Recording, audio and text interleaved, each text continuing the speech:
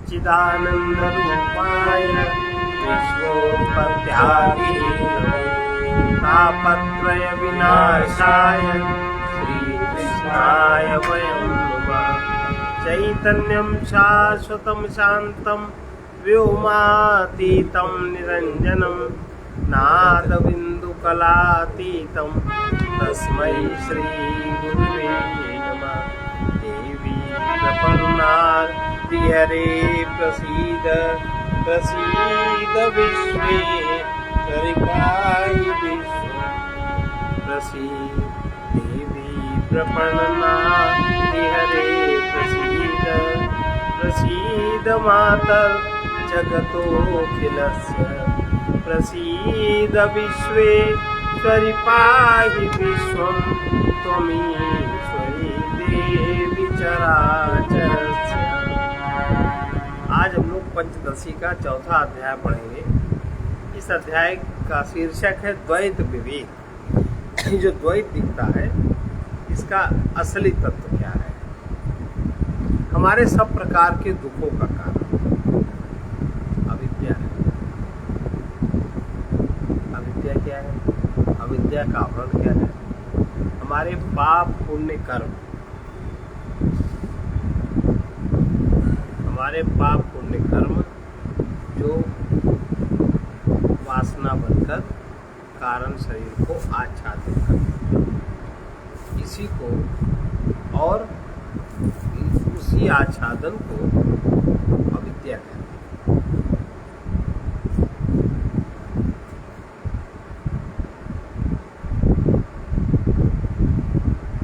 हमारे सब प्रकार के दुखों का कारण अविद्या है।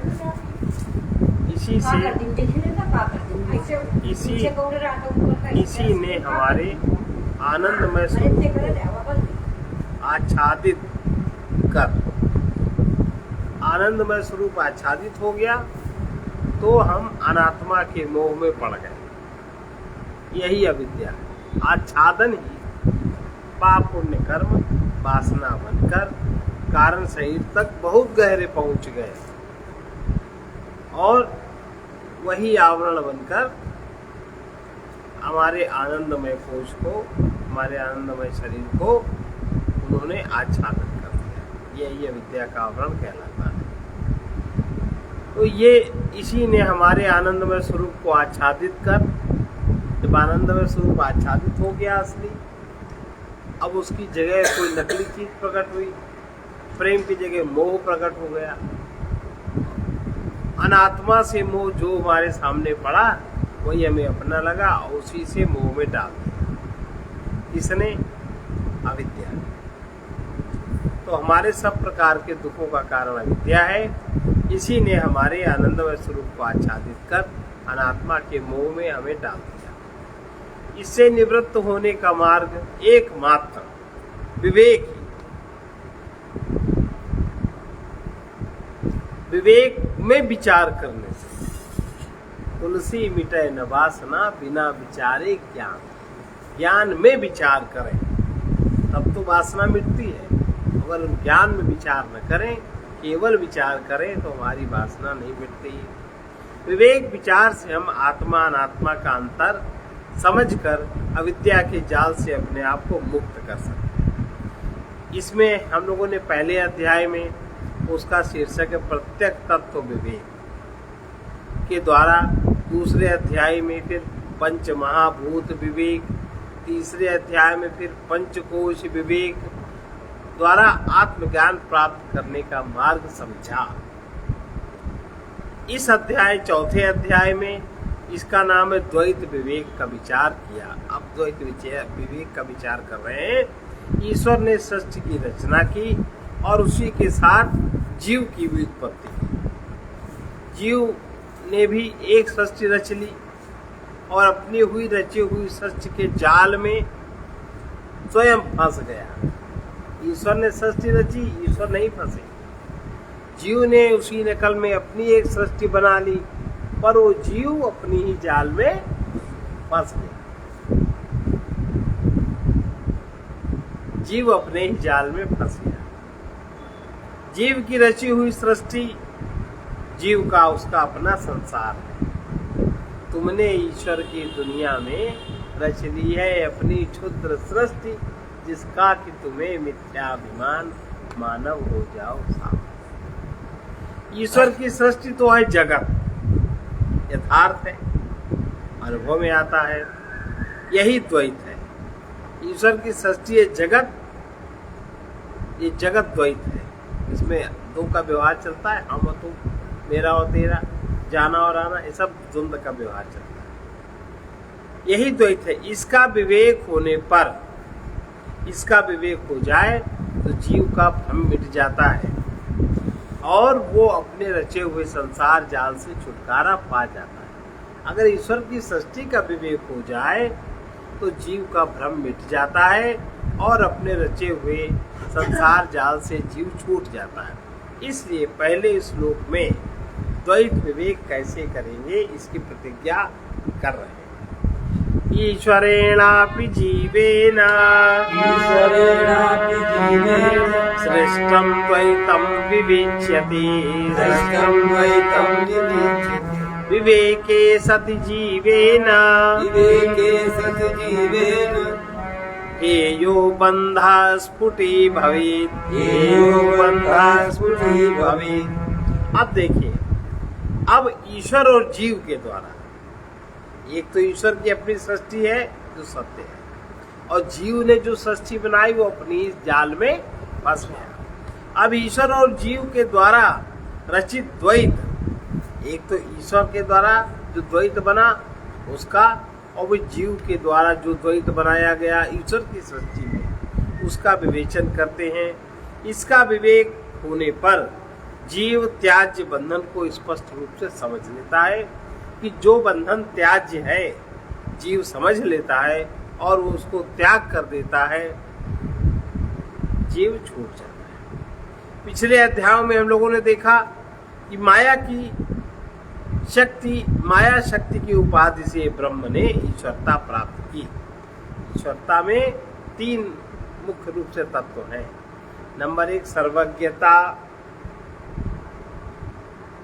नंबर 2 सर्वशक्तिमत्ता, और नंबर 3 सर्व अंतर्यामित्व।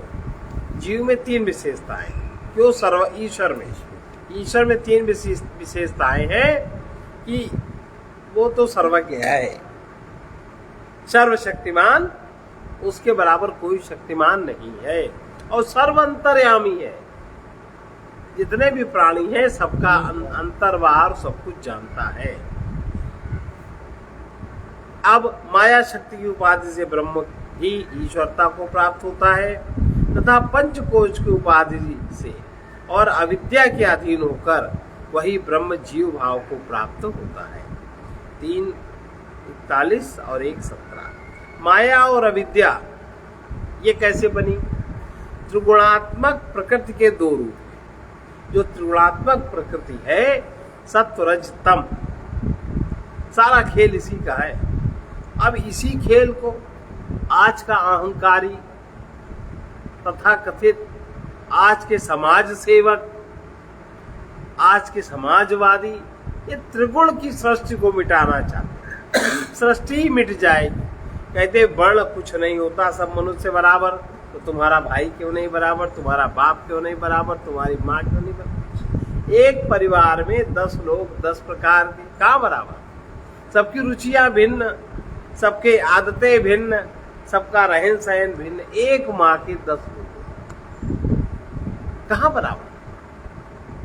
स्त्री पुरुष बराबर, कहाँ बराबर? जो स्त्री करती पुरुष भी कर सकता है, जो पुरुष करता है स्त्री नहीं कर सकता।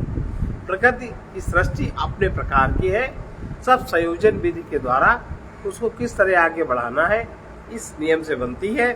तो अविद्या के अधीन होकर ब्रह्म जीव भाव को प्राप्त होता है। माया और अविद्या त्रिगुणात्मक प्रकृति के 2 रूप हैं। ब्रह्म की चिच्छाया से संबलित होकर प्रकृति सृजन का कार्य करती है। ब्रह्म की चिच्छाया माने ब्रह्म की चैतन्य शक्ति से संबलित होकर प्रकृति सृजन का कार्य करती है। इसलिए ईश्वर के साथ माया होकर, ईश्वर के साथ प्रकृति माया होकर शुद्ध सत्वगुण, माया माने सत्वगुण, शुद्ध सत्वगुण, वो जगत की रचना करती है। सतगुण माने ज्ञान, वैराग्य, शांति। और जीव के साथ वो अविद्या होकर रजोगुण तमोगुण मिल गया। अविद्या मनोविक्षेप हो गया, आवरण बन गया, अविद्या बन गई। उस आवरण के अधीन जीव के साथ अविद्या होकर संसार की रचना करती। संसार माने जो जीव का अपना बनाया हुआ संसार है। इन दोनों प्रकार की रचनाओं का विचार करें तो हम लोग देख पाएंगे कि जीव का रचा हुआ संसार ये है, माने त्यागने योग्य है। जीव का संसार मिथ्या है। इसी को कहते हैं ब्रह्म सत्यम जगत ये है। जीव का बनाया हुआ संसार दुखदायी है, बंधनकारी है और त्याज्य। उसका तर्क संगत स्पष्ट ज्ञान प्राप्त करने के लिए पहले हम लोग दोनों प्रकार की सृष्टियों को समझें। उसको समझना आवश्यक है। ईश्वर कृत द्वैत, ईश्वर ने जो सृष्टि बनाई उसमें जो द्वैत हुआ वो द्वैत को समझे। मायाम तु प्रकृतिम विद्यान, माइनम तु महेश्वरम, माइनम तु महेश्वरम, समायी सजतीत्या, समायी तजतीत्या, आहु श्वेता स्वतर शाखिना, आहु श्वेता स्वतर शाखिना। माया को तो प्रकृति माने उपादान कारण जानो, और जो माई है, जो चैतन्य सत्ता है, जो चित्त है, चित छाया है, उसको तो महेश्वर जानो। और वही माई सृजन करता है, ऐसा श्वेता सुतर शाखा वाले कहते हैं। महेश्वर निमित्त कारण है और माया प्रकृति ये उपादान कारण। मीमांसा दर्शन दो प्रकार का, पूर्व मीमांसा, उत्तर मीमांसा। पूर्व मीमांसा माने कर्मकांड और उत्तर मीमांसा माने ज्ञान कांड। कर्म करने की विधि, कर्म करने का तरीका, कर्म करने के मालिक, कर्म करने के देवता, कहां से कर्म की शुरुआत हुई, आपके कारण शरीर से कहां से क्रिया होनी शुरू हुई, वहां तक की पकड़ स्थूल शरीर में जो रखता है, स्थूल शरीर में क्रिया करके जो वहां तक का बदलाव की क्षमता रखता है, उसको कहते हैं कर्म। आप क्या समझते हैं? आप जो हाथ से कार्य करते हैं, हाथ के देवता है इंद्र, हस्त इंद्रिय के। अब इंद्र कैसे बने? उनके कारण में क्या है? शुद्ध सत्वगुण है ना, शुद्ध सत्वगुण है। अब जब आप हाथ से कोई भी कर्म करेंगे, क्रिया करेंगे, तो इसका बदलाव, इसके फल, इसका जो फल होगा, इसका फल पुनः बीज बन के आपके कारण शरीर में संचित पाप का या पुण्य का। इसीलिए अगर पाप कर्म भी जागृत है, अगर दुख भी हो रहा है, तो भी आप अगर सदाचरण करते हो तो आपका कारण शरीर बदलना शुरू होता है, आपका मन बदलना शुरू होता है, और तब आपका स्थूल कर्म भी बदलना शुरू होता है। और वरना कोई कहे जाति प्रथा बेकार है, वर्णवाद बेकार, अरे तुम शरीर का कलर नहीं बदल सकते यार, स्थूल शरीर का हाथ पैर का ढंग नहीं बदल सकते, एक बार कोई चीज बिगड़ जाए बना नहीं सकते। और इतने बड़े अहंकार जो त्रिगुण की जो सृष्टि है, उसमें तुम खोदने चले, मर मुर के चले जाओगे 2 साल बाद, मरे जिए धरे, कोई पूछने वाला नहीं। और अहंकार कितना बड़ा बड़ा। लेकिन ये सब आपकी संस्कृति और ज्ञान विज्ञान के साथ षड्यंत्र है, ईसाइयों का, मुसलमानों का, विदेशों का। और ये लोभी, लालची, अभिमानी, अहंकारी व्यक्ति इस षड्यंत्र को नहीं समझता, इसका शिकार हो जाता। आजकल तो प्रवचन करने वाले माई और माई दोनों लोग, वो सब गलत सच, बस पैसा, कितना लोभ प्रधान है। अब है तो बंधन में, ये कसाव क्या है? तो कह रहे माया, माया माने शुद्ध सत्व गुण प्रधान, प्रकृति उपादान कारण इसको जानो, माई को महेश्वर निमित्त कारण जानो, वही माई सृजन करता है, ऐसा श्वेता सुतर शाखा वाले कहते हैं। तो मीमांसा दर्शन 2 प्रकार का है, और मीमांसा दर्शन, पूर्व मीमांसा माने कर्म प्रधान, वो जीव के, अब दोनों मीमांसा माने वेदांत, ये दोनों चीजें काम करती जीव के साथ। वो जीव के पाप पुण्य कर्मों से जगत की उत्पत्ति मान लेता है। मीमांसा वो जो भी ये बात मानता है पूर्व मीमांसा, किंतु जो वेदांत है, जो ज्ञान है, मीमांसा वाला तो कहता है कि भाई तुम जो कर्म करोगे उसके अनुसार रचना हो जाएगी। लेकिन उत्तर मीमांसा वाले क्या कहते हैं, जिसको वेदांत दर्शन कहते हैं, उनका तर्क है कि कर्म, आपने कर्म कर दिया, कर्म तो है जड़ भाई, जब तक आप कर रहे हो, आप उससे जुड़े हो, तब तक तो चेतना है, और जहां कर्म करके आपने छोड़ दिया वो तो जड़ है, जड़ है ना। कर्म जड़ होने के कारण स्वतंत्र रूप से सृष्टि की रचना कार्य नहीं कर सकता। बीज तो है जड़, बीज बन गया, चेतन के संयोग से बीज बना, बीज आपने रख लिए। अब बीज जड़ होने के कारण वो सृजन स्वतंत्र रूप से नहीं कर सकता। उसकी चैतन्यता के लिए, उसमें आपको चैतन्यता के लिए चैतन्य को जोड़ना पड़ेगा ना। पहली बात तो चैतन्य मनुष्य ही बीज को बोएगा, फिर में चेतना किस प्रकार से उत्पन्न होगी वो विधि अपनाएगा, तब उसमें अंकुर फूटेगा।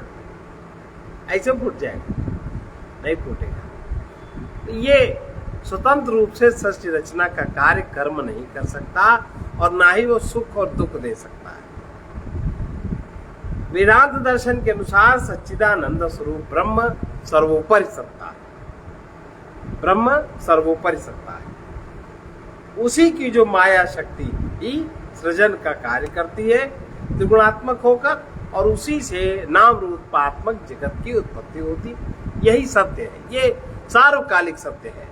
आचार्य श्वेताश्वतर उपनिषद का उदाहरण देते हुए वेदांत मंत्र का ही प्रतिपादन करते हैं। इस श्लोक की प्रथम पंक्ति क्या है? मायां तु प्रकृतिं विद्यां, मायिनं तु महेश्वरम्, इसी उपनिषद 4:10 का शब्दता योगधरण है। माया ब्रह्म की शक्ति है, इसलिए ब्रह्म माया का स्वामी हुआ। माया की उपाधि से ब्रह्म को क्या कहा? माई। माया की उपाधि से उसमें मात्रा जुड़ गई। ईश का अर्थ होता है, ईश माने स्वामी, स्वामी, श्रेष्ठ स्वामी ईश्वर हुआ, और सबका अंतिम महान स्वामी होने के कारण वो महेश्वर कहलाता है। महेश्वर माने शंकर जी न जाने, शंकर जी भी प्रकृति के ही अंतर्गत है, सृष्टि रचना के अंतर्गत। श्रेष्ठ स्वामी ईश्वर हुआ, और सबका अंतिम स्वामी होने के कारण वो महेश्वर कहलाता है। वो महेश्वर जगत का निमित्त कारण है, और वही माया का प्रेरक है, माया को प्रेरणा देने वाला। माया को उसी से अस्तित्व, चेतना और प्रेरणा मिलती है ईश्वर से। माया का अस्तित्व ईश्वर के कारण है, उसमें चेतनता ईश्वर के कारण है, और उसमें जो प्रेरक शक्ति प्रेरणा है वो भी ईश्वर के कारण है। इसलिए उपनिषद के ऋषि कहते हैं, यस्मान् मायि सृजते विश्वमेतत्, यस्मान् मायि सृजते विश्वमेतत्। चौथे अध्याय का 9वां श्लोक। इससे माई या मायावी, इससे माई जब ईश्वर जब माई का आश्रय लेता है तब ईश्वर का क्या नाम बनता है? मायावी। मायावी वो कुछ भी रचना, विश्व की रचना करता है। मायावी सोचते संकल्प करते ही रचना कार्य शुरू होता है। किसी रचना के लिए उपादान कारण की भी आवश्यकता है। यहाँ जगत का उपादान कारण प्रकृति है, उपादान कारण प्रकृति है। माया इसी प्रकृति का ही रूप है। माई कहकर ये जानते हैं प्रकृति से केवल नाम रूपों की उत्पत्ति होती है, नाम रूपों की रचना होती है, उसकी अपनी स्वतंत्र सत्ता नहीं होती। और फिर भी ब्रह्म की अधिष्ठित सत्ता से वो सत्यवत भासती है। ब्रह्म की सत्ता उसमें काम करती है, जिससे माया का कार्य सत्यवत प्रतीत होता है, आभास होता है, ये सत्य है।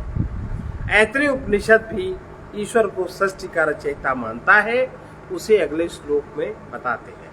आत्मा वाइदमग्रे भूत्सा, आत्मा वाइदमग्रे भूत्सा, ईक्षत सृजाइति, ईक्षत सृजाइति, संकल्पेना सृजन लोकांस, संकल्पेना सृजन लोकांस, एतानिति बृहवचा, एतानिति बृहवचा।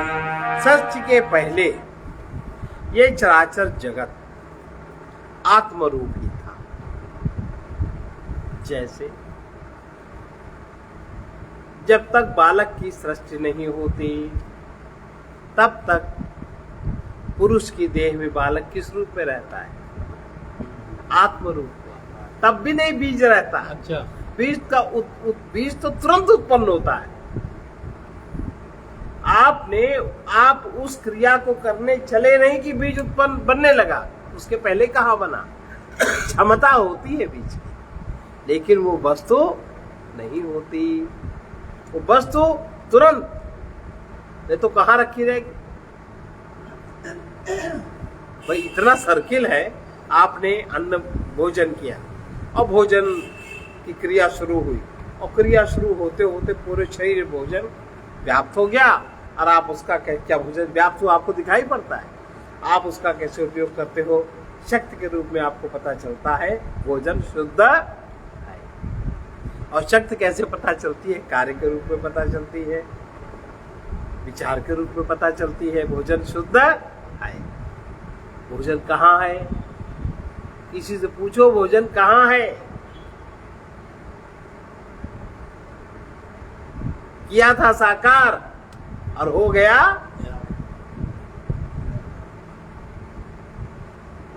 रोज रोज की क्रिया है। तो सृष्टि के पहले यह चराचर जगत आत्मरूप ही था। बच्चा प्रकट होने के पहले बच्चा शरीरों में आत्मरूप से ही है। आत्मरूप से कहाँ है बताओ? कोई जानता है? इसी प्रकार जब तक सृष्टि नहीं हुई तब तक ये जगत आत्मरूप ही था। उसने इच्छा किया, माने इच्छा की, संकल्प किया मैं सृजन करूं। उसने संकल्प के द्वारा, अब इच्छा ही तो होती है किसी भी कार्य के लिए, आपकी इच्छा ही तो होती है कि मैं इच्छा करता हूं कि ऐसा मुझे करना, ऐसा हो। फिर उसकी आपको क्रिया का ज्ञान होता है, फिर आप क्रिया करते हो, फिर वो परिणाम सामने आता। सीधी सी बात है। वो आज मनुष्य में, पशु में, सब में वो चीज आज भी व्याप्त है। उसने संकल्प के द्वारा ही इन लोगों का सृजन किया। या ऋग्वेद कहता है। ऋग्वेद के अंतर्गत ऐतरेय उपनिषद आता है। उसका पहला मंत्र इस देखिए, आत्मा वाइदमेक एवाग्र, आत्मा वाइदमेक आसीन्नान्यत किंचन किंचमिषत, आसीन्नान्यत किंचन मिषत, सैक्षत प्रजानुसृष्टा, सैक्षत प्रजानुसृष्टा, इति सा इमान लोकान् सृजत, इति सा इमान लोकान् सृजत। सृष्टि के पहले यह चराचर सर्व जगत आत्मरूप ही था। आज भी सृष्टि के पहले चराचर माने शरीर जड़ है कि चेतन कि दोनों? दोनों। चराचर, चर और अचर, जड़ और चेतन, ये आत्मरूप ही था। अन्य कुछ नहीं था। रहता है अभी भी कुछ नहीं रहता। उसने एक क्षण किया और प्रजा की उत्पत्ति की। उसने ही इन सब लोगों की रचना की। इस मंत्र में आत्मा शब्द परमात्मा या ब्रह्म के लिए ही प्रयुक्त हुआ है, क्योंकि सृष्टि उत्पन्न होने के पूर्व जीव अव्यक्त में ही लीन थे, व्यक्त नहीं थे। उस समय जीव सृष्टि रचना नहीं कर सकता, जीव अपनी सृष्टि की रचना नहीं कर सकता था। जब भाई नहीं कुछ तो क्या रचना करो? आगे तैतरीय उपनिषद को उद्धृत कर ये समझना है कि ब्रह्म की सृष्टि का विस्तार कैसे होता है, धीमे धीमे सृष्टि कैसे बढ़ी। देखिए, खम वायवग्नि जलोर्व्योष, जलोर्व्योष ध्यन्न देहाक्रमागमी, ध्यन्न देहाक्रमागमी सम्भूता ब्रह्मणस्तस्मात्, ब्रह्मणस्तस्मात् एतस्मादात्मनोऽखिला, उस ब्रह्म रूप इस आत्मा से सबसे पहले आकाश माने ऐसी परिधि बनी कि उसका कुछ क्षेत्र शून्य हुआ, परिधि बनी। परिधि क्या बनी? प्रकृति की परिधि बनी। आकाश, फिर आकाश से वायु, वायु से अग्नि, अग्नि से जल, जल से पृथ्वी, पृथ्वी से औषधि, औषधि से अन्न, और अन्न से देह। इस क्रम से सभी उत्पन्न। कृष्ण यजुर्वेद के अंतर्गत तैत्तिरीय उपनिषद आता है। उसकी ब्रह्मानंद वल्ली के प्रथम अनुवाक में जगत का कारण पर ब्रह्म बताते हुए उसके लक्षण इस प्रकार करते हैं। पर ब्रह्म का लक्षण क्या? सत्यम ज्ञानम अनंतम ब्रह्म, वो सत स्वरूप है, ज्ञान स्वरूप है और अनंत है। तस्मात् वाये तस्मात् आत्मना आकाशा संभूता, आत्मना आकाशा संभूता। वो ब्रह्म ही आत्मा है। उस ब्रह्म रूप आत्मा से ही आकाश की उत्पत्ति हुई। इसी क्रम को आगे बढ़ाता हुआ उपनिषद कहता है कि आकाश से वायु, वायु से तेज, तेज से जल, जल से पृथ्वी, पृथ्वी से औषधि, औषधि से अन्न, अन्न से देह की उत्पत्ति। इस प्रकार समस्त जगत का कारण ब्रह्म ही है। इसी तैत्तिरीय उपनिषद में माया का नाम नहीं लिया गया, किंतु वही भाव, अन्य शब्द, माया का नाम माया नहीं क्या, वो यजुर्वेद का, ये इसमें माया का नाम तो नहीं लिया गया, किंतु वही भाव है अन्य शब्दों से व्यक्त किया गया। इस प्रकार बहुश्याम हमें वाता प्रजाएति कामतः, प्रजाएति कामतः तपस्तप्त्वा सृजत् सर्वं, तपस्तप्त्वा सृजत् सर्वं जगत्याहतिथिरा, जगत्याहतिथिरा। मैं एक से बहुत हो जाऊं, इसलिए मैं विशेष रूप से उत्पन्न हूं। एक से बहुत कैसे हो? मैं विशेष रूप से उत्पन्न। ऐसी कामना से उस ईश्वर ने तप किया। तप माने, तप माने क्या होता? बैठ के ऐसे तपने लगा। तप माने क्या? शोध, शोध, तप माने शोध। और समस्त जगत की रचना की। यह तैत्तिरीय उपनिषद का ही वचन है। तैत्तिरीय उपनिषद के मूल शब्द इस प्रकार हैं। सो अकामयात बहुश्याम प्रजाएय, सो अकामयत बहुश्याम प्रजाएय। दूसरा अध्याय का 6वां। उस परमात्मा ने कामना की कि मैं बहुत हो जाऊं और विशेष रूप से मैं जन्म लूं। सा तपो तप्यत सा तपस्तप्त्वा, सा तपो तप्यत सा तपस्तप्त्वा। उस परमात्मा ने, ये दूसरे अध्याय का 6वां, तप किया और तप से तप्त होकर। तप माने अभी क्या बताया? और तप से तप्त होकर, जो उसका रूप था बदला, बढ़ा, तप से तप्त होकर यह कुछ जो भी दृश्यमान जगत है, इस सब की रचना की। भाई उसका रूप बदला, अब उसकी रचना की। इससे सिद्ध होता है कि परमात्मा ने जगत की रचना की। संकल्प ही उसकी माया शक्ति है। संकल्प मन की शक्ति है और मन में जो काम करती है वो माया, जिसके द्वारा उसने जगत के नाना रूप धारण किए और जीव भाव से शरीरों में प्रविष्ट होकर जन्म भी लेने लगा। प्रजाएय, जीव भाव से प्रविष्ट, शरीरों में प्रविष्ट होकर वो जन्म भी लेने लगा। एको हम द्वितीयो नास्ति। इदमग्रे सदेवासीद बहुत्वाय तदैक्षत तेजो अवन्नाड जादीनि संसर्जेति च सामगा। इस सृष्टि के पूर्व एक ही सत था। उसने बहुत रूप धारण करने के लिए ईक्षण किया और अग्नि जल अन्न ब्रह्मांड आदि की रचना की। ये सामवेद माने छांदोग्य उपनिषद के ऋषि कहते हैं। छांदोग्य उपनिषद में भी परमात्मा के द्वारा सृष्टि की रचना बताई गई है। आरुणि ऋषि कहते हैं सदैव सौमेदमग्र आसीद एकमेवा द्वितीयम।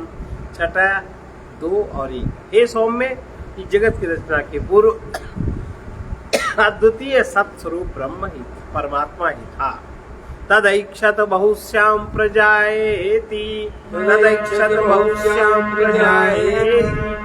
6-2-3।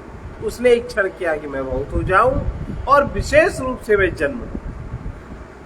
यह उक्ति तैत्तिरीय उपनिषद से ऊपर उद्धृत उक्ति के समान ही है। कामना और इक्षण शब्द पर्याय रूप से प्रयुक्त हुए। फिर तत्तेजो असृजत 6-2-3। उसने इक्षण किया, इक्षण के द्वारा अग्नि की उत्पत्ति की। इसी क्रम से आगे बढ़ाते हुए उसने जल अन्न ब्रह्मांडों की रचना भी की।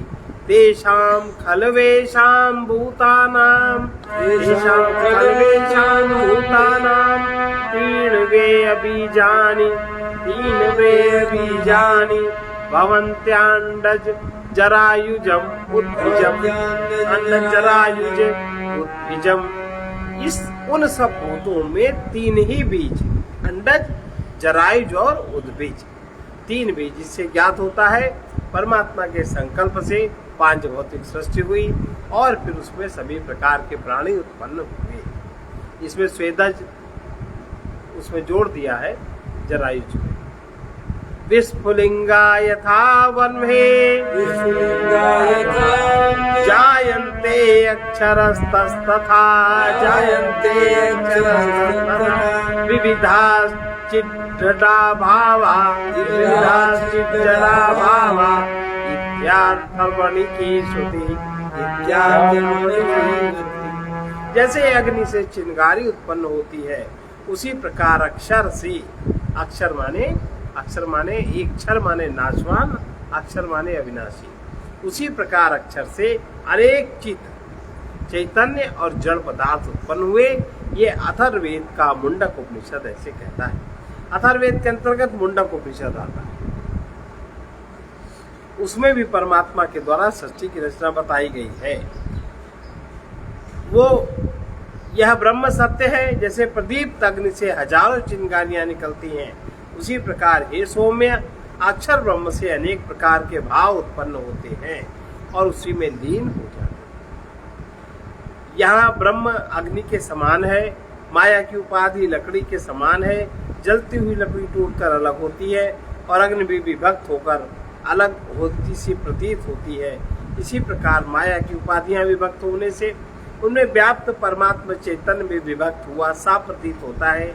ईश्वर और जीव का अंश अंशी संबंध उपाधि के कारण है। जगद व्याकृतम पूर्वम आसीद व्याक्रियताधुना दृश्याभ्याम नाम रूपाभ्याम विराडादिषु ते स्फुटे। सृष्टि के पूर्व यह जगत अव्याकृत रूप से ब्रह्म में ही था और अब यह सृष्टि का विषयभूत नाम रूप से व्याकृत हो गया। यही विराट आदि में सुप्रसिद्ध है। शुक्ल यजुर्वेद की बाज सनेही शाखा बृहदारण्यक उपनिषद है। उसके ऋषि परमात्मा से जगत की उत्पत्ति बताते हुए कहते हैं कि उस ब्रह्म में तब यह सृष्टि अव्याकृत थी और वो ब्रह्म नाम रूपों के द्वारा व्याकृत हुआ माने प्रकट हुआ। वही ये नाम है और वही ये रूप है। इससे स्पष्ट है कि प्रकृति के 2 रूप हैं। एक तो अव्याकृत माने अवकृत, अप्रकट ब्रह्म में ही समाई हुई और दूसरी व्याकट माने प्रकट। ये दोनों रूप परिवर्तित होते रहते हैं। प्रकृति नाम रूपात्मक है, इसलिए वो परमात्मा पर आश्रित है। परमात्मा की प्रकृति की उपाधि से ईश्वर है, परमात्मा ही प्रकृति की उपाधि से ईश्वर है। ईश्वर सूक्ष्म सृष्टि की उपाधि से हिरण्यगर्भ कहलाता है और हिरण्यगर्भ स्थूल सृष्टि की उपाधि से विराट कहलाता है। इस प्रकार ये विराट आदि सभी रूप परमात्मा के व्याकृत रूप है। जितने ही रूप उतने ही नाम। इसी उपनिषद में सृष्टि का जो अन्य विस्तार कहा गया उसका वर्णन अगले श्लोक में करते हैं। विरान मनुर्नरो गावः खराश्वा जावयस्तथा पिपीलिकावधि द्वन्द्वमिति वाजसनेन। विराट, विराट से क्या उत्पन्न हुआ? विराट से मनु, मनु से नर, गाय, खर, अश्व, बकरी और अवय आदि से पिपीलिका माने चींटी तथा द्वंद्व स्त्री पुरुष की उत्पत्ति परमात्मा से हुई। ऐसा वाजसनेयी शाखा वाले कहते हैं। वैदारण्यक उपनिषद में यह भी कहा गया है, आत्मैवेदमग्र आसीत् पुरुष विदा। आत्मैवेदमग्र आसीत् पुरुष विदा। 1-4-1 इस सृष्टि के पहले यह जगत आत्मा के रूप में ही था और वो आत्मा पुरुषाकार है। एवमेव यदिदं किंच मिथुन नाम पिपीलिका काभ्या तत्सर्वम् असृजत। मिथुन नाम पिपीलिकाभ्या तत्सर्वम् असृजत। 1-4-4 इस प्रकार ये सब चींटी, पर्वत, मिथुन माने स्त्री पुरुष के जोड़े उत्पन्न किए गए। ब्रह्मांड रूपधारी परमात्मा ही विराट है। इस ब्रह्मांड में ही मनु उत्पन्न हुए, जिन्होंने धर्म की मर्यादा बनाई। अब आज कहते हैं मनुस्मृति जला देते।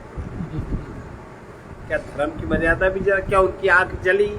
क्या आंख के देखने का जो नियम है जला? वही सब तो उसमें लिखा है। फिर मनुष्य, गौ, खर, अश्व, बकरी आदि उत्पन्न हुए। चींटी आदि तक समस्त जीवों की सृष्टि मिथुन रूप है। ये सब नरमादा है और इनसे सृष्टि का प्रवाह चलता है। संक्षेप में इसका तात्पर्य यह है कि मायोपाधिक ब्रह्म अर्थात ईश्वर से समस्त जड़ चेतन सृष्टि की रचना हुई। सभी उपनिषद भिन्न भिन्न प्रकार से इसी मत का प्रतिपादन करते हैं। ये तो हो गया ईश्वर कृत द्वैत। अब जीव का स्वरूप।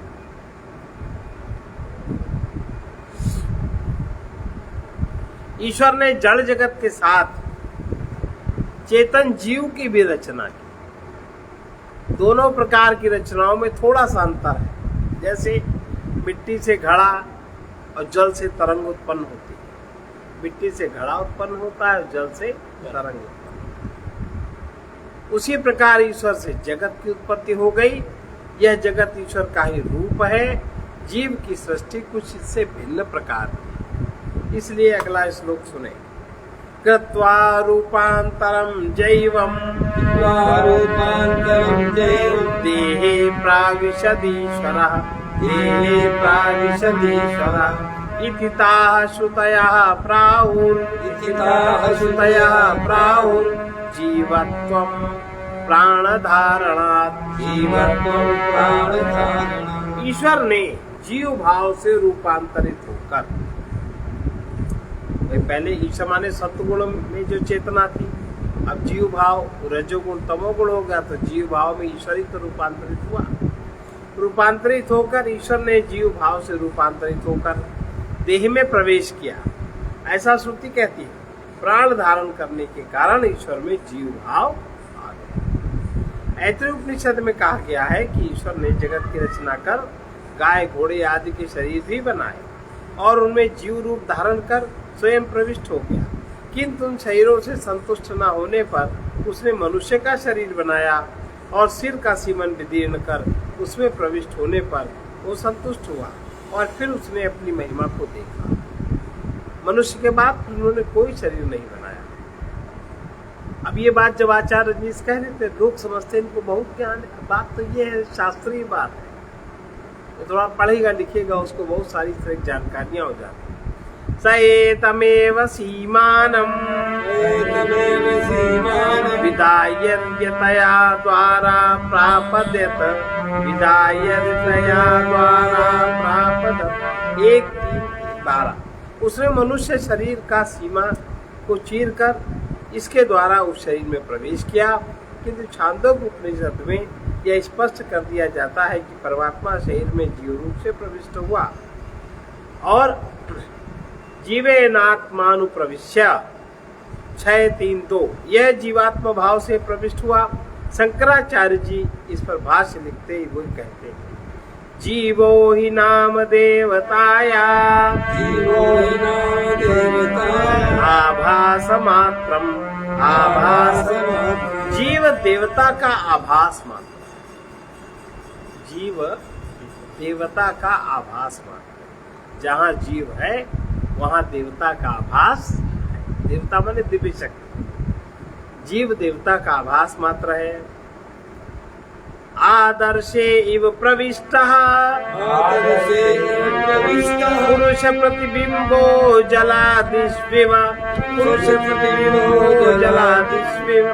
दर्पण में अथवा जलादि में पुरुष प्रतिबिंब के समान प्रविष्ट हुआ। दर्पण में कैसे प्रविष्ट? जैसे प्रतिबिंब प्रविष्ट होता है, उसकी विधि कोई नहीं जानता। जल में कैसे प्रविष्ट होता है? बस तुम्हें जाना है उसके पास और उसमें झलक जाएगा। यह जीव प्राण का धारण करने वाला है, वो प्राण से तादात्म्य रखता है। इसका उल्लेख करते हैं, चैतन्यम यदधिष्ठानम लिंग देहश्च या पुनः लिंग देहश्च या पुनः चिच्छाया लिंग देहस्था चिच्छाया लिंग देहस्था तत्संगो जीव उच्यते।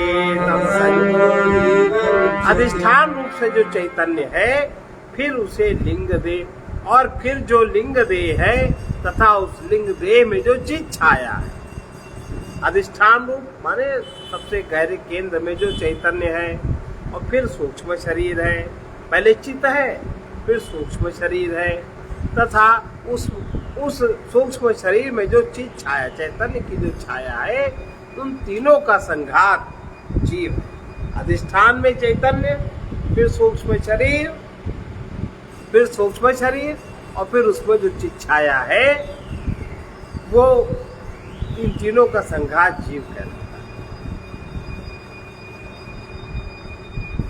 इसी बात को शंकराचार्य जी क्या कहते हैं? शंकराचार्य जी कौन सी उसमें पुस्तक है?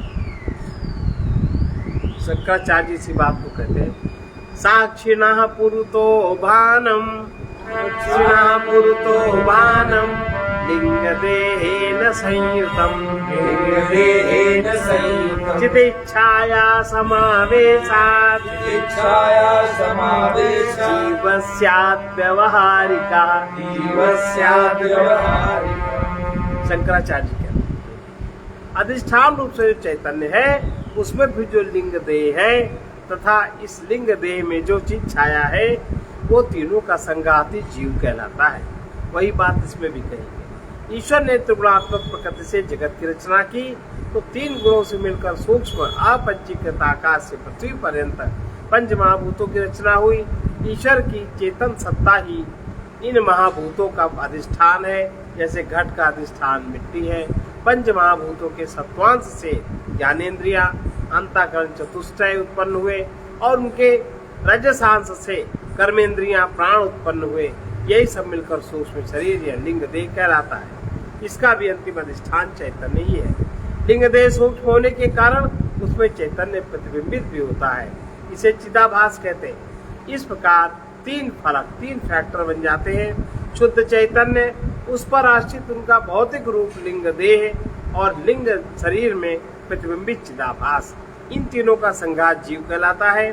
चिदाभास में वैयक्तिक अहंग की प्रतीति होती है। व्यक्तिगत जितने सूक्ष्म शरीर उतने अहंग है कि नहीं, वैयक्तिक अहंग की प्रतीति होती है। इसी कारण सभी जीव अपने को एक दूसरे से अलग पृथक समझते हैं। चिदाभास मिथ्या है, फिर भी वो सत्य प्रतीत होता है, क्योंकि उसका अधिष्ठान शुद्ध चैतन्य उसे अपना सत्यत्व प्रदान कर रहा है। लिंग शरीर आदि अंत वाला है, उसके अधीन चिदाभास भी तद्वत है। सूक्ष्म शरीर मिटेगा, चिदाभास समाप्त हो जाएगा। शुद्ध चैतन्य जीव का नित्य स्वरूप है। जो शुद्ध चैतन्य है वो ही जीव का नित्य स्वरूप है, और शुद्ध चैतन्य ही ईश्वर का भी नित्य स्वरूप है। माहेश्वरी तु मायाया तस्या निर्माण शक्तिवत् विद्यते मोह शक्तिश्च तम जीवं मोहयत्यसौ तम जीवं मोहयत्यसौ। महेश्वर की माया में जैसे जगत उत्पन्न करने की शक्ति है, उसी प्रकार उसमें इसमें जीव में मोह उत्पन्न करने की शक्ति है। जीव की शक्ति है। महेश्वर की माया में जैसे जगत उत्पन्न करने की शक्ति है, उसी प्रकार उसमें मोह उत्पन्न करने की भी शक्ति है। उस मोह शक्ति से वो जीव को मोह में डाल देती है। माया जीव शक्ति को मोह में डाल देती है। श्वेताश्वतर उपनिषद के अनुसार मायाम तु प्रकृतिम विद्धि, प्रकृति ही माया है। इस अध्याय में पीछे कहा गया कि प्रकृति शुद्ध सत्वगुणी रहने पर माया, जब प्रकृति में शुद्ध सत्वगुण रहता है, केवल सत्वगुण, तो माया कहलाती है। और जब मलिन सत्वगुण होता है, मलिन माने रज और तम की मात्रा उसमें मिल जाती है, तब वो अविद्या मानी जाती है। 1:16 ईश्वर की उपाधि माया है और जीव की उपाधि अविद्या है। ईश्वर माया का स्वामी है, किंतु जीव अविद्या का स्वामी नहीं है, अविद्या के अधीन है। ईश्वर तो माया का स्वामी, जैसा चाहता वैसा कर सकता है, लेकिन जीव अविद्या के अधीन है। अविद्या ही जीव में मोह उत्पन्न करती है। मोह के कारण जीव अपने सच्चिदानंद स्वरूप को नहीं जा समझता, उसके स्थान में वो शरीर को ही अपनी सत्ता समझता है। मोह में पड़े जीव को इंद्रिय विषय सत्य और सुखदायी प्रतीत होते हैं। मोह में जो व्यक्ति पड़ा हो और तो उसको इंद्रिय विषय ही सत्य और वही सुख देने वाले प्रतीत होते हैं। शुद्ध भी प्रकृति माया को जड़ और मोहात्मक कहती है। तदे तज्जडम मोहात्मकम, तदे तज्जडम मोहात्मकम। मरुस्थल में दोपहर के समय प्रकृति अपने क्रियाकलाप से पानी की झिलमिलाहट उत्पन्न कर देती है, और यदि वहां कोई पशु या मनुष्य हुआ तो प्रकृति उसके मन में जलाशय के सत्य होने का भ्रम उत्पन्न कर देती है। इसी प्रकार माया जगत का सृजन कार्य करती है और प्राणियों में मोह भी उत्पन्न माया। मोहादनिशतां प्राप्य मग्नो वपुषि शोचति, ईश षष्ठमिदं द्वैतं सर्वमुक्तं समासतः, सर्वमुक्तं समासतः। मोह के कारण ईश्वर ही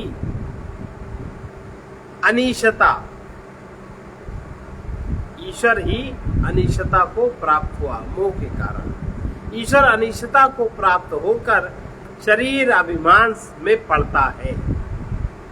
ये पहले ईश्वर ही तो है, शुद्ध सत्व प्रकृति ईश्वर के अधीन है, और उसमें मिल गया रजोगुण और तमोगुण, तो उसने अधीन कर लिया जीव को, और वो ईश्वर अनिश्चता माने जो ईश्वरता थी वो अनिश्चता बन गई।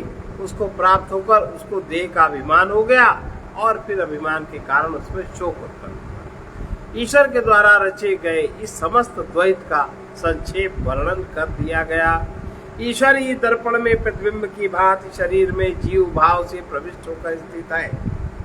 शरीर में जीव भाव जैसे दर्पण में प्रतिबिंब प्रविष्ट हो जाता है, वैसे शरीर में जीव प्रविष्ट है, कहीं बैठा नहीं है। इसका तात्पर्य यह हुआ कि ईश्वर ने माया या प्रकृति की मोह शक्ति से जीव भाव प्राप्त किया। इस स्थिति में उसे सत स्वरूप का बोध नहीं रहा। वो प्रतिबिंबित चैतन्य शरीर को ही अपना रूप समझकर उसमें तादात्म्य कर लेता है। यह देहाभिमान सभी दुखों का कारण है। देह विकारी होने के कारण उसमें रोग लगते हैं, वृद्धावस्था आती है, मृत्यु होती है। ये सारी समस्याएं अपनी समझकर जीव दुखी होता है।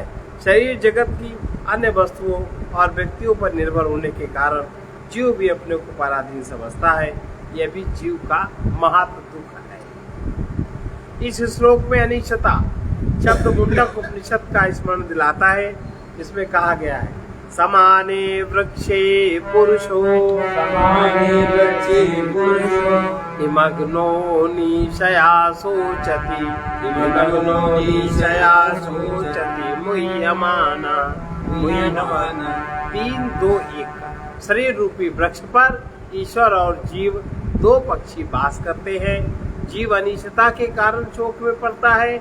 अनिश्चता मुह्यमान होने के कारण, अनिश्चता मोह युक्त होने के कारण आती है, और मोहित जीव अपने शरीर में ही निमग्न हो जाता है। मैं देह, इसका तात्पर्य नहीं है कि ईश्वर जीव भाव को प्राप्त होकर ईश्वर ही नहीं रहा, ऐसा नहीं है।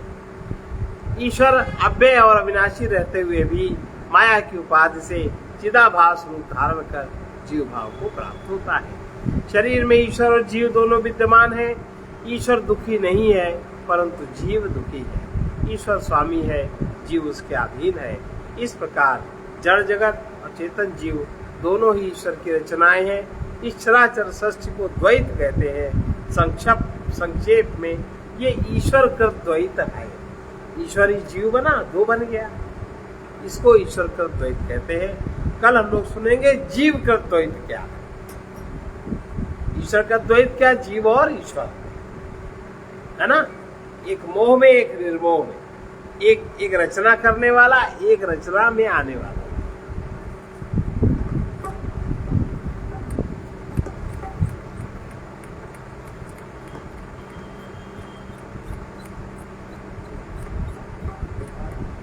मानव हो जाओ सावधान, तुम हो सदैव सौभाग्यवान।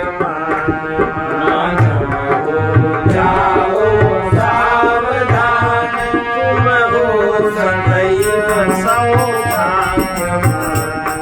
जो कुछ दिखता है दृश्य जगत, जो कुछ दिखता है उसने ही तुम जाना न भूल, उसने ही तुम जाना न भूल। जिस सुख के पीछे दौड़ रहे, जिस सुख के पीछे दौड़ रहे, वो है निश्चय ही दुख भूल, वो है निश्चय ही दुख भूल। जिसका तुम्हें मिथ्याभिमान, जिसका तुम्हें मिथ्याभिमान, मानव हो जाओ सावधान, मानव हो जाओ सावधान। जो कुछ दिखता है दृश्य जगत, जो कुछ दिखता है दृश्य जगत, उसने ही तुम जाना न भूल, उसने ही तुम जाना न भूल। जिस सुख के पीछे दौड़ रहे, जिस सुख के पीछे दौड़ रहे, वो है निश्चय ही दुख भूल, वो है निश्चय ही दुख भूल। दिखता उसको ही जिसे ज्ञान, दिखता उसको ही जिसे ज्ञान, मानव हो जाओ सावधान, मानव हो जाओ सावधान।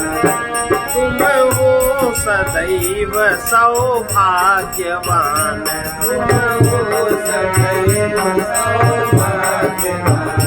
संघर्ष कलह का कारण है, संघर्ष कलह का कारण है। यह ऊंच नीच की भेद दृष्टि, यह ऊंच नीच की भेद दृष्टि। तुमने ईश्वर की दुनिया में, तुमने ईश्वर की दुनिया में रचनी है अपनी सूत्र सृष्टि, रचनी है अपनी सूत्र सृष्टि। जिसका भी तुम्हें मिथ्याभिमान, जिसका भी तुम्हें मिथ्याभिमान, मानव हो जाओ सावधान, मानव हो जाओ सावधान। कुछ बल पाकर मद आ जाता, कुछ बल पाकर मद आ जाता। होने लगती निज अर्थपूर्ति, होने लगती निज अर्थपूर्ति। परहित तो वे कर पाते हैं, परहित तो वे कर पाते हैं। जो होते सच्चे त्याग मूर्ति, जो होते सच्चे त्याग मूर्ति। अब देखो तुम किनके समान, अब देखो तुम किसके समान। मानव हो जाओ सावधान, मानव हो जाओ सावधान। प्रभुता पाकर भोगी न बने, प्रभुता पाकर भोगी न बने। ऐसे भी जग में पुरुष भी है, ऐसे भी जग में पुरुष भी है। उनको देखो उनसे सीखो, उनको देखो उनसे सीखो। वे कितने हैं गंभीर धीर, वे कितने हैं गंभीर धीर। उनको देखो उनसे सीखो, उनको देखो उनसे सीखो। वे कितने हैं गंभीर धीर, वे कितने हैं गंभीर धीर। यदि बुद्धि हो कुछ बुद्धिमान, यदि बुद्धि हो कुछ बुद्धिमान। मानव हो जाओ सावधान, मानव हो जाओ सावधान। है शक्ति जहाँ तक भी तुम में, है शक्ति जहाँ तक भी तुम में। तुम पुण्य करो या महापाप, तुम पुण्य करो या महापाप। तुम देव बनो या दानव हो, तुम देव बनो या दानव हो। लो सुखप्रद वर या दुखद शाप, लो सुखप्रद वर या दुखद शाप। मन लो कठोर या दयावान, मन लो कठोर दयावान। मानव हो जाओ सावधान, मानव हो जाओ सावधान। तुम हो सदैव सौभाग्यवान, तुम हो सदैव सौभाग्यवान। मानव हो जाओ सावधान, मानव हो जाओ सावधान। दुख बोकर दुख ही काटोगे, दुख बोकर दुख ही काटोगे। बच सकते केवल सुख बोकर, बच सकते केवल सुख होकर। जो कुछ दोगे वो आएगा, जो कुछ दोगे वो आएगा। कितना ही गुना अधिक होकर, कितना ही गुना अधिक होकर। है अटल प्रकृति का ये विधान, है अटल प्रकृति का ये विधान। मानव हो जाओ सावधान, मानव हो जाओ सावधान। साधना क्या करनी है? तुम अतिशय सरल विनम्र बनो, तुम अतिशय सरल विनम्र बनो। समझो न किसी को तुच्छ नीच, समझो न किसी को तुच्छ नीच। कटुता कर कशता निर्दयता, कटुता कर कशता निर्दयता। लाओ न कहीं व्यवहार बीच, लाओ न कहीं व्यवहार बीच। परहितकार को सदा ध्यान, परहितकार को सदा ध्यान। मानव हो जाओ सावधान, मानव हो जाओ सावधान। तुम हो सदैव सौभाग्यवान, तुम हो सदैव सौभाग्यवान। मानव हो जाओ सावधान, मानव हो जाओ सावधान। जो संग न सदा रह सकेगा, जो संग न सदा रह सकेगा। उसका अब तुम दो मोह छोड़, उसका तुम दो मोह छोड़। जो तुमसे भिन्न न हो सकता, जो तुमसे भिन्न न हो सकता। आए पथिक उसी से नेह जोड़, आए पथिक उसी से नेह जोड़। इस त्याग प्रेम का फल महान, इस त्याग प्रेम का फल महान। मानव हो जाओ सावधान, मानव हो जाओ सावधान। तुम हो सदैव सौभाग्यवान, तुम हो सदैव सौभाग्यवान। मानव हो जाओ सावधान, मानव हो जाओ सावधान।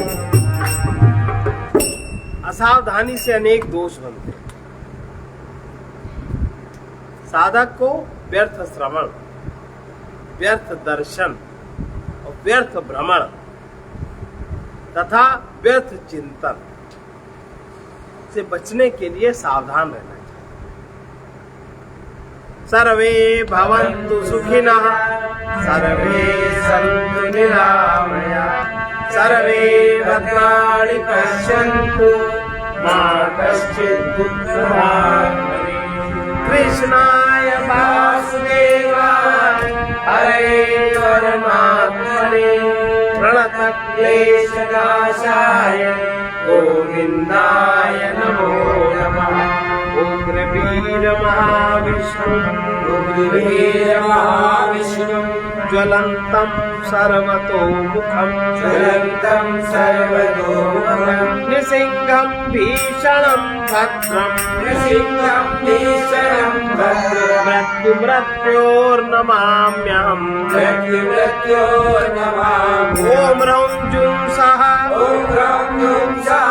ॐ भूर्भुवः स्वः, ॐ भूर्भुवः स्वः। ॐ त्र्यम्बकं यजामहे, ॐ त्र्यम्बकं यजामहे। सुगन्धिं पुष्टिवर्धनम्, सुगन्धिं पुष्टिवर्धनम्। उर्वारुकमिव बन्धनात्, उर्वारुकमिव बन्धनात्। मृत्योरमुक्षीयमामृतात्, मृत्योरमुक्षीयमामृतात्। ॐ स्वाहा ओम भुवः भुः ओम स्वाहा ओम भुवः भुः ओम भू ओम साजु ओम साजु असतो मा सद्गमय तमसो मा ज्योतिर्गमय मृत्योर्मामृतंगमय।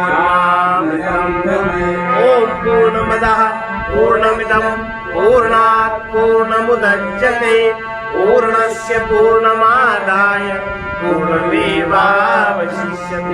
ओम शांति शांति शांति।